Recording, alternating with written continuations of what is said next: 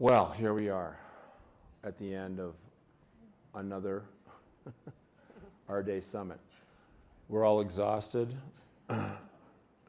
whipped at the breaking point, and yet encouraged. And I mean, you know, yesterday we had the former President of the United States having lunch and talking to Sally right here. What an incredible moment. So I wanted to just conclude this with a conversation about where we've been, where we are, and where we're going. And this panel is titled The Road to Paris. And we're calling that for a couple of reasons. You might notice that there's this man to my left that has a very large, strange object that he's holding, and yet... I'm actually to your right, but I could be to your left. Well, Stage left. it was stage left, and it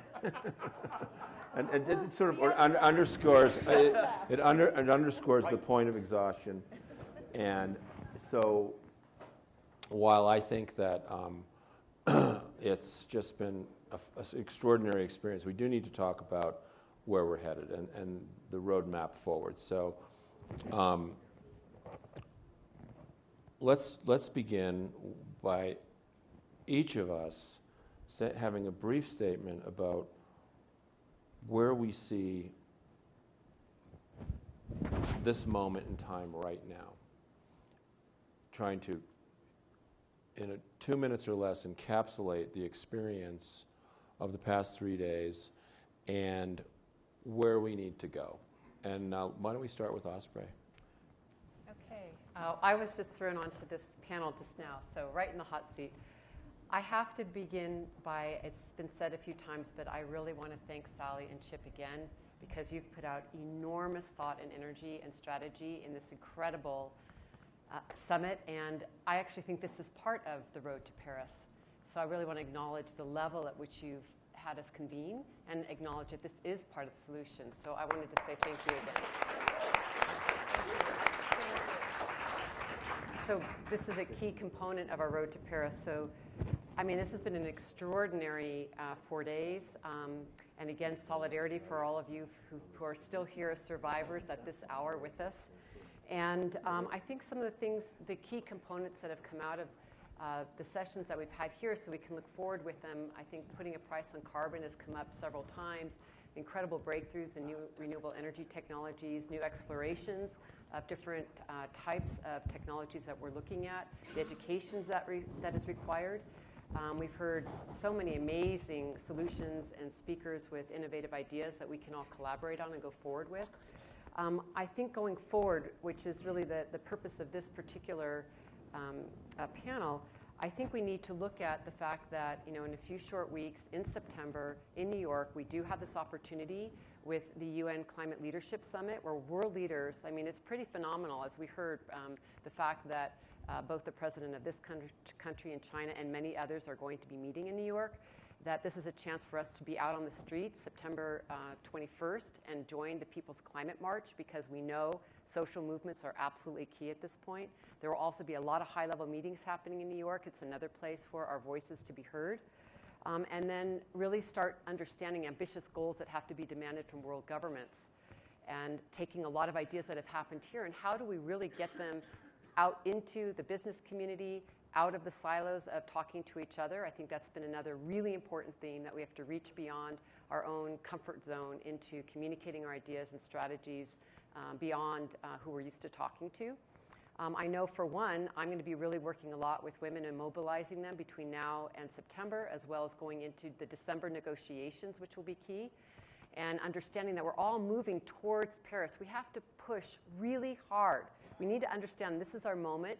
We're in an urgent situation. There is a window of opportunity, and the time is now. If you ever wanted to really put it all out there, all hands on deck, this is the time. And I think, you know, I've done everything I could, but every day I wake up, and I know everyone here does, and in this room, it says, what more can I do? Because this is the time to do it. And the last thing I'll say, and then pass it on, is I really also want to keep remembering frontline communities and how much we need to tap into frontline communities, grassroots, indigenous peoples who are in the trenches right now. It's not the future, it's right now. And I think we need to keep listening to the voice of Indigenous peoples who have lived in harmony with nature for a very long time for their wisdom and knowledge at this point. Great, and actually I'm going to ask Sally because, you know, ladies before gentlemen, and we have been focusing a little bit on the ladies here this week. Well, first of all, before I do anything, there's two people in this room that I want to thank because they have been here every single moment, literally. And that's Sue Ann Taylor, who is over in the corner there. She has videoed everything. And live streamed. And most live everything. streamed. And Barclay Latimer, who has kept us moving and mostly on time. And when we weren't on time, it was our fault, not his. True. So I just wanted to make sure that happened before we all leave the room. So I'm most interested in not where we've been, but where we are and where we're going. And I think Osprey did a really good job of sort of wrapping up or summarizing where we're going on the road to Paris.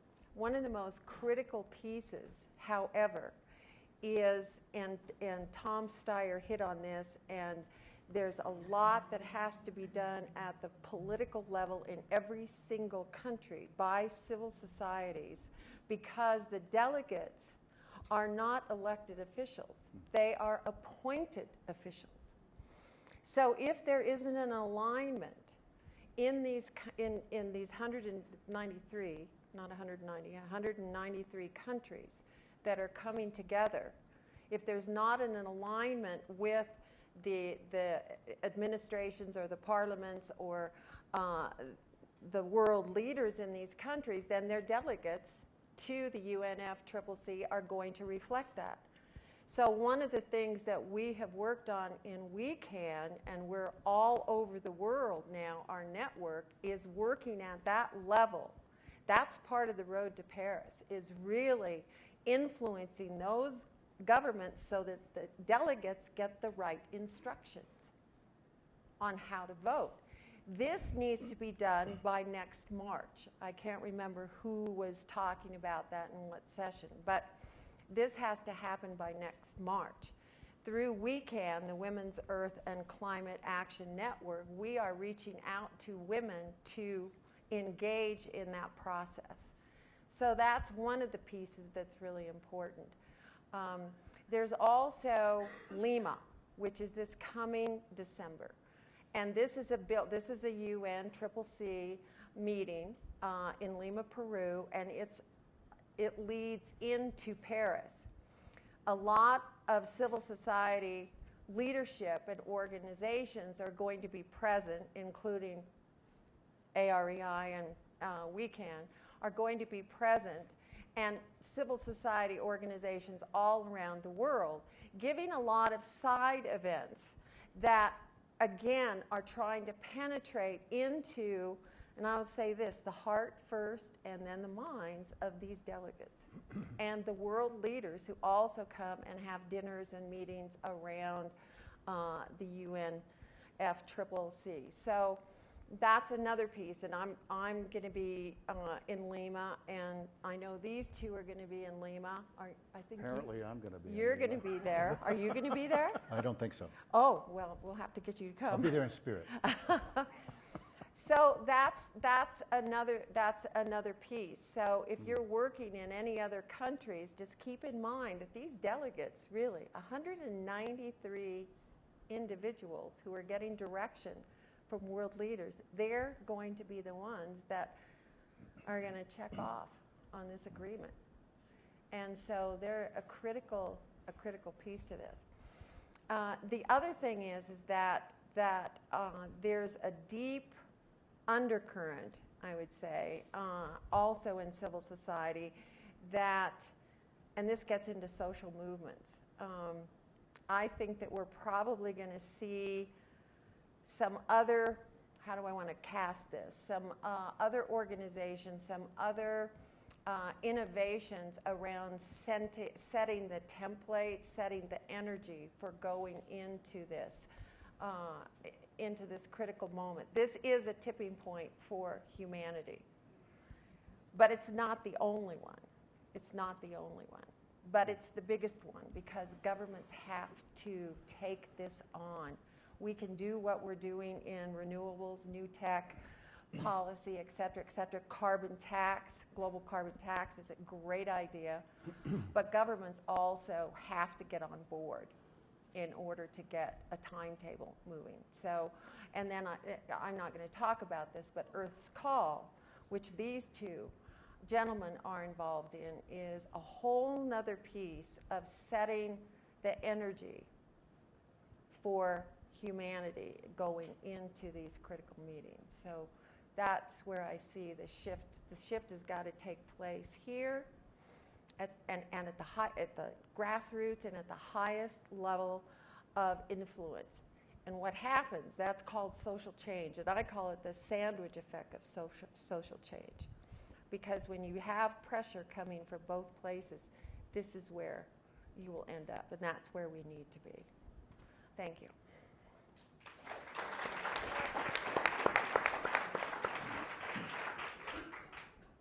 Well, as you mentioned, Earth's Call is focusing on building a music festival on a 1,400-acre chateau right outside Paris. And we hope it will be a rather grand event over a course of 4 or 5 days. And first of all, I would like to thank you and Chip for asking Michael and me to come here and to share this extraordinary event with you, and for offering the support of AREI to what we're trying to do. It's terribly important to us, and we're enormously grateful for that offer.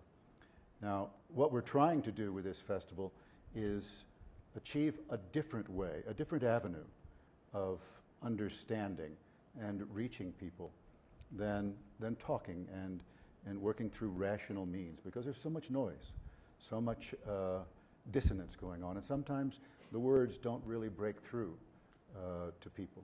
We're reaching out to anyone who would like to come and hear some magnificent music. And so if I may suggest, with your indulgence, and very briefly, I think the best way that you can get a feel of what this music festival is going to be is to let the voice of Michael's extraordinary cello tell us just a little bit about what it's going to feel like. Michael, would you? Sure.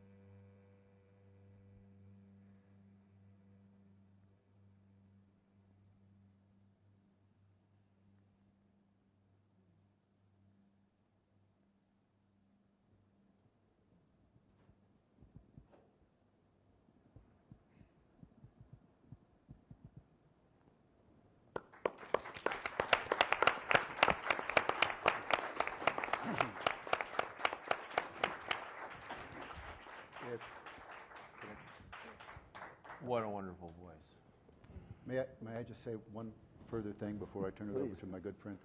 You see how that makes you feel? We believe that this festival will reach people through joy and celebration and the transformative power of music. This is one voice, and we hope to have hundreds of voices there. And one more thing that we hope to bring, and we think we need this. We hope to bring a vision. We hope that vision will be grander than we should return to some mythical past where we all got along together with each other. Grander than just finding the love that is inside ourselves, important as that may be. You know, our species, has gone through many crises before this one, and they have been profound. We were a little swimming worm, a bit of a vertebrate, hiding in the sand from the great arthropod predators. We were tiny little mammals who burrowed in the dirt during the day and cowered only to come out at night so that we could avoid our dinosaur masters. We were proto-primates that hid in the trees from jaguars and other great predators. And we, in the Mesozoic climate change that caused the great savannas to be created, were forced out to be a bipedal primate, unarmed, so that we had to discover an entire new way of being. And in that discovery, we became something new and different. We became intelligent. And we were the first ones. There was a first wave that came out of Africa. We don't know exactly why this group came out of Africa, but genetic analysis shows us that that first group was tiny, only 200 to 2,000 individuals. Can you imagine? Marching out of their home into some unknown world.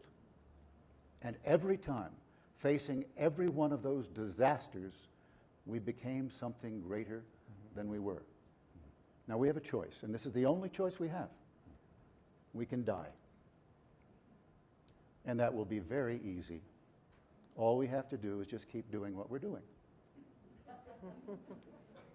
Or we can become something different, something better, something greater than we are. We are nature's extraordinary experiment, not just in intelligence, but in mind, in consciousness. And nature has put a lot of resource into this experiment. And we are now at the crucible, where we will either become what Teilhard de Chardin, the great priest philosopher, called the noosphere, the mind of the planet. And we will either be part of the planet awakening, or we will die. And that is the choices that is before us. And so let that vision be ours, of a planet awakening, and let music open us into that door. That's what we hope this festival will be.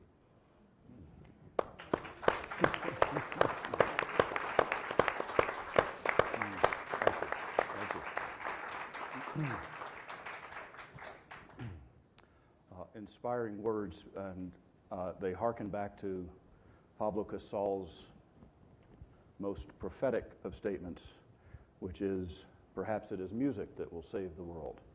And he probably said that 80 years ago, 90, and he couldn't have imagined where we are now. Nobody could have imagined it, right?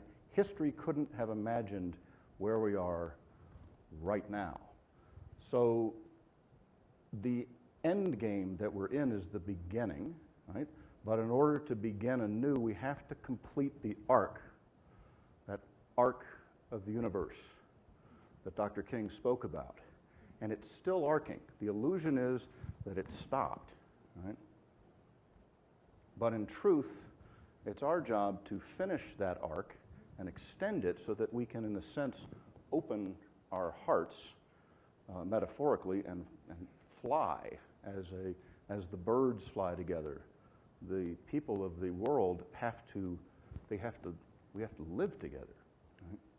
And the good news is that the crisis that is clearly here and that's been addressed from so many vectors these last now almost 96 hours, are all these highly legitimate ways to address the crisis, right? But we need to find a way to bring it all together. And the easiest way to bring it all together is through the music, because that's one thing that everybody can agree on, right? And if you don't like this particular type of music, then we got that type of music, right? And so our job as the architects of the music is to make sure that we design build a platform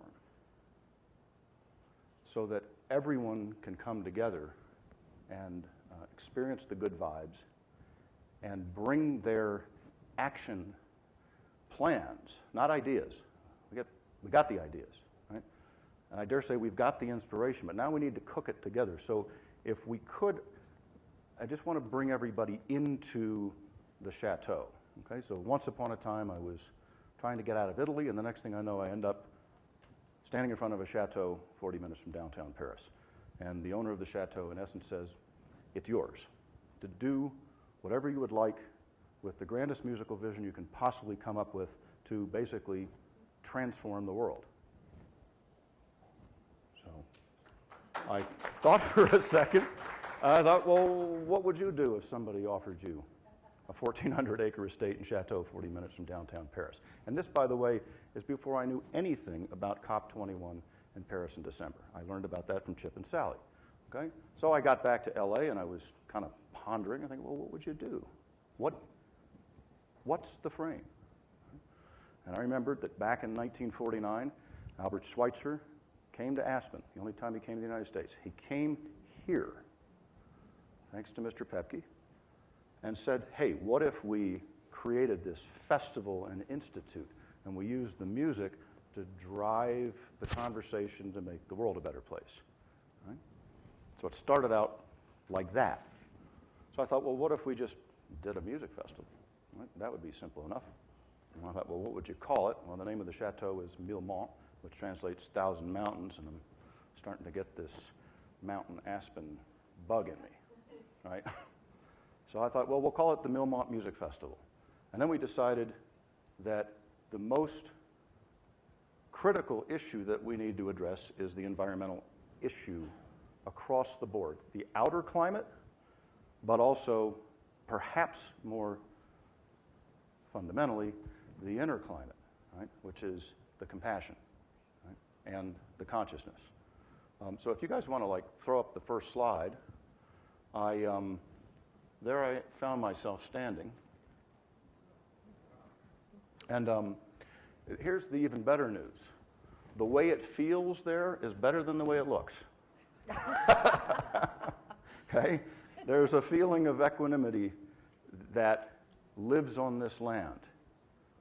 It's like pure earth.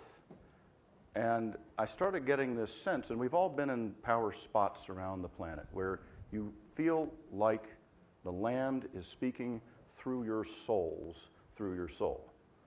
Right? Yeah.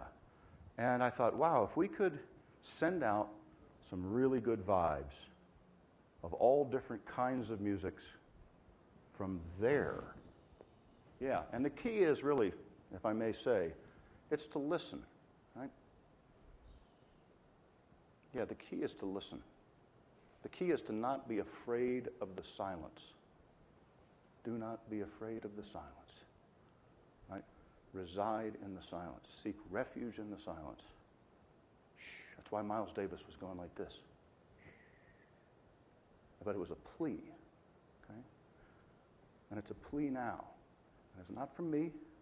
It's not from Chip. It's not from Sally. It's not from Forrest. It's not from Osprey. It's from the earth, okay? So the festival is starting to reveal itself, and I'm thinking, great, we'll get some really dedicated folks together, and we'll have a good old-fashioned powwow for 5 straight days. And by day, we will have our day-like symposiums with the added distinction that they will be tunings. So we will never start a roundtable dialogue from anything other than the deepest silence.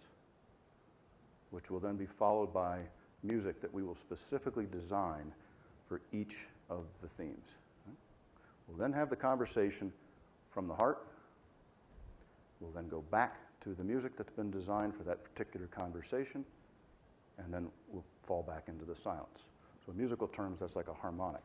So then we start building these harmonics by day in all of these different vectors of conversation, and then in the evening we'll have larger tunings, which are like concerts, right? So, and the musicians that are engaged in the concerts are very much like the folks that have been here in attendance. They are powerhouse musicians, okay? And when they sound their instruments, they, as Beethoven said, they seize you by the throat, right? So as to open the heart, because this is the point. We're trying to get down, as Don Henley said, to the heart of the matter, right? So, the climactic concert, it occurred to me, if we've got this spectacular venue, we can probably go ahead to the next one, I forget what comes next, that what we are overdue for in this world, I think everybody would agree, is a seismic musical event. Right? We need a seismic musical event for our time. There was Woodstock, there was Live Aid, there was We Are the World, and where are we now? What's ours? What's our most urgent cause? And I was trying to figure out really what to call it. What is it? And I just heard the voice say, it's the earth calling. It's the earth calling. It's the earth calling. And I sort of said back hypothetically, Earth's call. And the confirmation was Earth's call. So the closing concert is going to be like that, except that the design model that we're using is not the old Edsel model, which is metal stages, rock bands singing songs that sort of may or may not relate to what the cause is, and somebody at a cold microphone, right? So we're going to use the Kennedy Center Honors, which is a contained stage space, use the orchestra as the backup band, and then essentially create this ocean of vibration of sound. So no matter who comes up onto that stage, and I am highly honored to say that Forrest Sawyer accepted my invitation to serve as Master of Ceremonies, because I wanted to make sure that somebody was going to be able to keep those trains running on time and to keep our focus dialed into the urgency of answering this call properly. Right? So there's going to be, if you can think of a style of music, and even if you can't, it's going to be represented up there, but what we're going to do is weave it within the orchestra so that it comes out in a new formula. And the only other thing I want to add is there has been a lot of talk about renewables, alternative fuels, solar, and stuff that's very new to me, but I sort of get it on an essential level. But what's been occurring to me these last couple of days is we're now talking about actually creating a new kind of musical formula, that there's enough in the mix, and that was started with what Peter Yarrow was sharing with us, that there is a new kind of musical fuel that we're going to introduce next June that we've heard sort of foreshadows of, and it's like history's been foreshadowing. So that is going, our intention is to reach billions of hearts.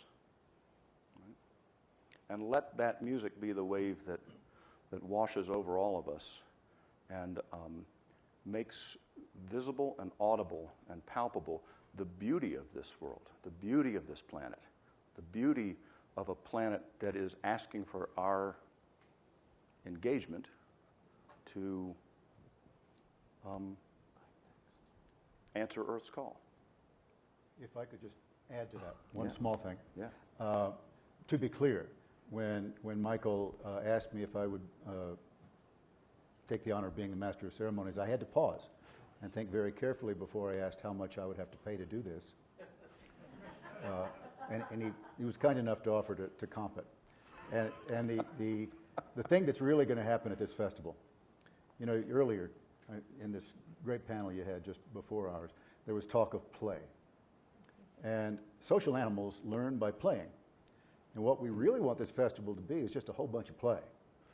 And we think we might be able to infect them with the virus of of activism around environmentalism and the goals that we're talking about, kind of sneaky-like. But mostly we'd like people to come away feeling like they just had the most remarkable experience. And we believe that'll be an inspiration. I just want to...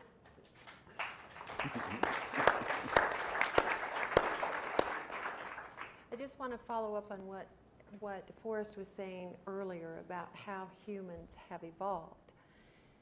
And how we're evolving now is not physically, we're evolving through memes, which are collective consciousnesses. And there are many on the planet. And the work of a man by the name of Don Beck and a book called Spiral Dynamics, I would encourage you all to read it because it really is illuminating about how human consciousness develops. And the thing that intrigues me the most about what Michael and Forrest are doing and that we're going to get involved in is that this is an opportunity for humanity, and I understand this is going to be live streamed and it will touch a lot of places on the planet. There's an opportunity here to move the memes so that the collective consciousnesses that have created what we have in climate change, which is both a crisis and an opportunity for immense growth in human consciousness. And part of that is vibration, because everything is energy, and this is a vibratory event. And so that can move the memes that have created this, and we're part of that, to the next leap in human consciousness evolution. And then what we create in the world will reflect that. This has tremendous, tremendous opportunity for everyone that is tapped into this new vibration. Osprey, you had something?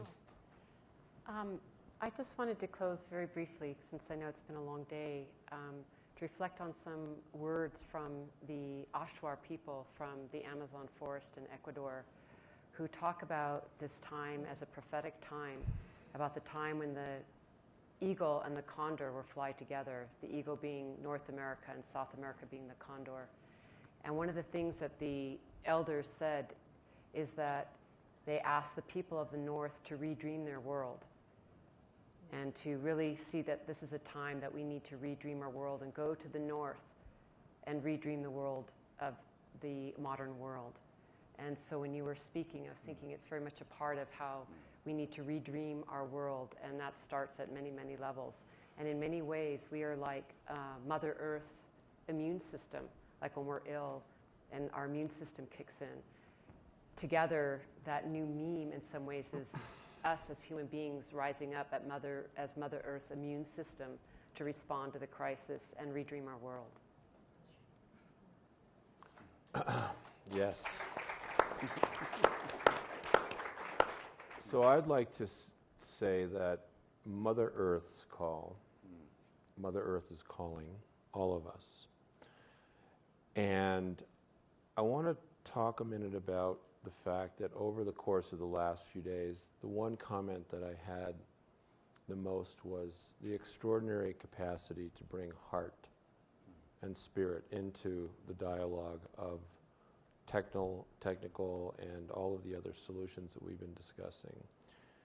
And I remember in the movie that was shown last night or the night before, the part of the heart, and that the heart was 1,000 times signaling more than the brain, in fact, even though we think maybe it's the other way around.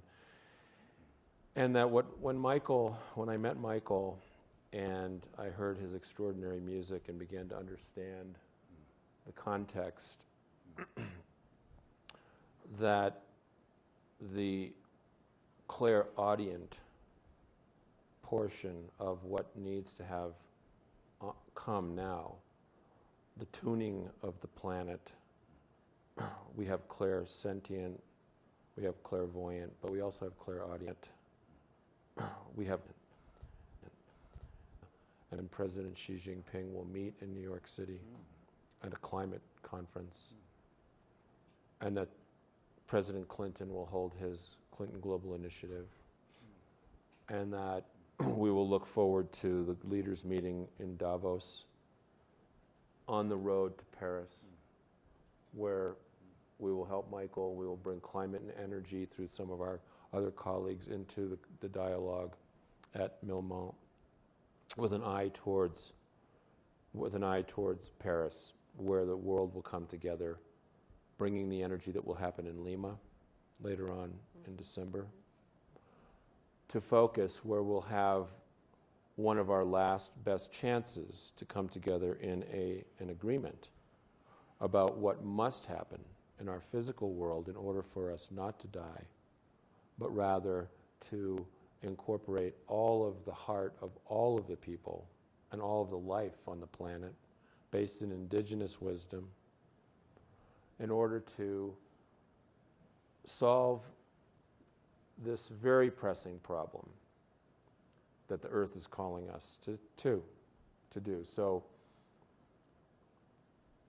I invite everybody here in the room, everybody that will see this on the internet, to step up now and come together in a focused, collaborative exercise moving forward in a union of heart. Because every step of the place, we have to bring the heart in there first and balance the energies of male and female, which represent the energies of the planet itself, including the buildup of greenhouse gases in the atmosphere, so that we can begin to give Mom Earth a break and take our foot off the accelerator. The healing powers are tremendous if we will just allow them to occur.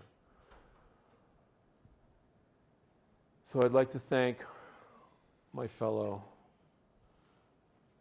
Earth's Call travelers on the road to Paris and beyond, and everybody else in the room that have come together over the last 4 days to tackle these very difficult issues. And thank you so much.